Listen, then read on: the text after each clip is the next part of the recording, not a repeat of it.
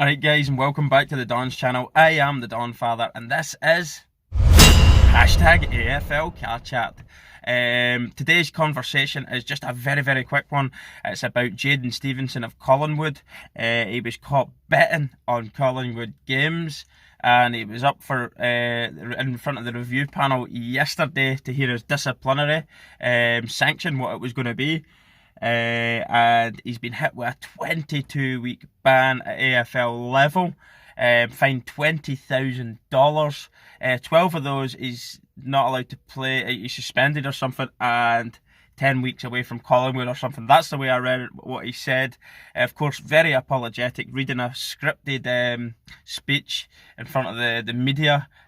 He did look sorry, in fairness. He's a young lad, he's made a mistake. I thought it was an absolutely incredible suspension. Huge.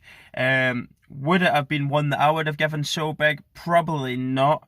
But it is good to see that a firm stance against betting, because at the end of the day, nobody wants to see any form of match fixing going on. If there was ever a risk that there was players in the sport trying to match fix and throw games for money, then you would have to hit it with the most severest of punishments, and that's what they've done. I don't believe in his heart of hearts that he's done that in any way, shape or form, tried to do any form of match fixing. He's just made a mistake betting on his team.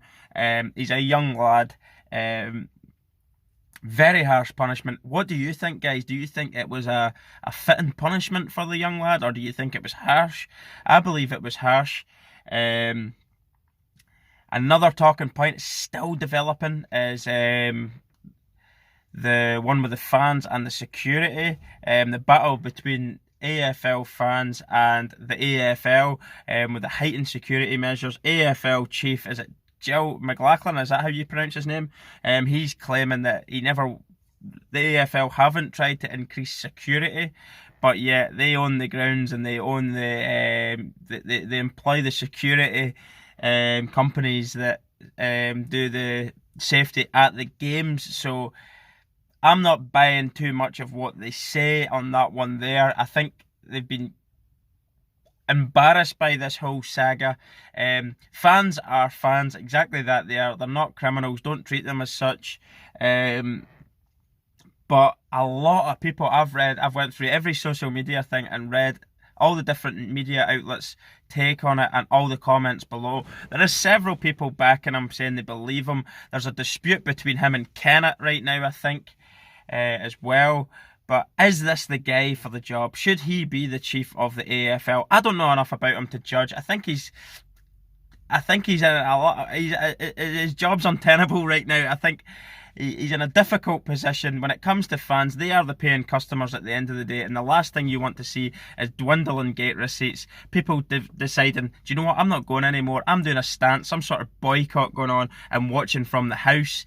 Yes, that would be great for the TV companies. They would probably be like, yes, let's do this here.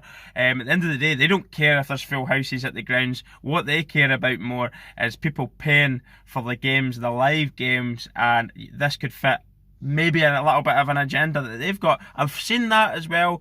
They've tried, is it 7 Sports or something in Australia? People believe that this is an agenda that they've created to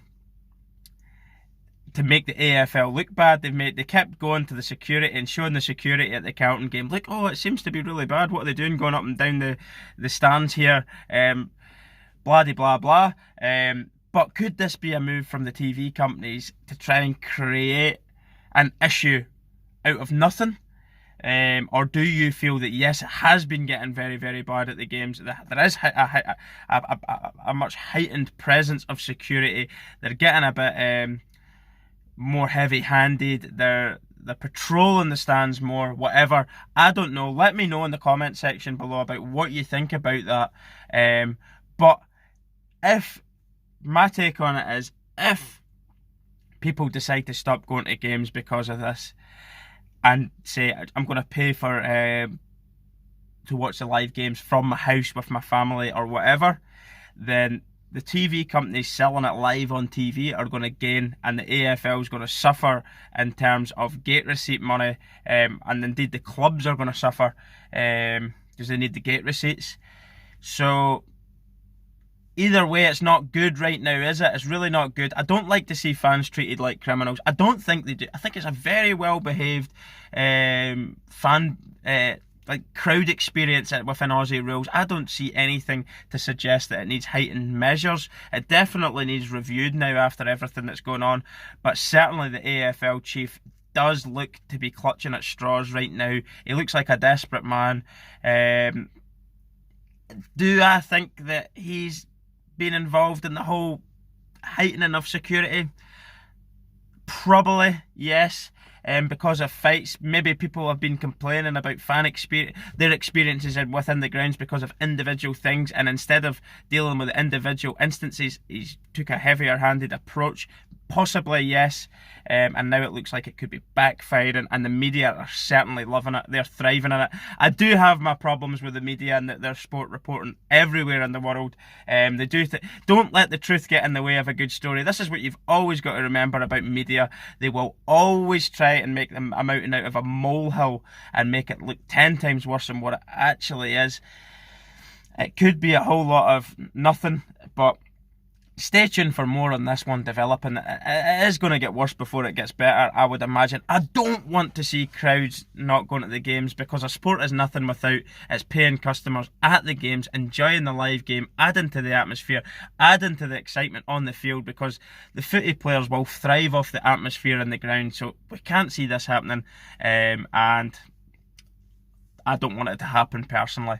Anyway, that's the two major talking points still developing this week. I thought it was a harsh punishment for the lad. He is young.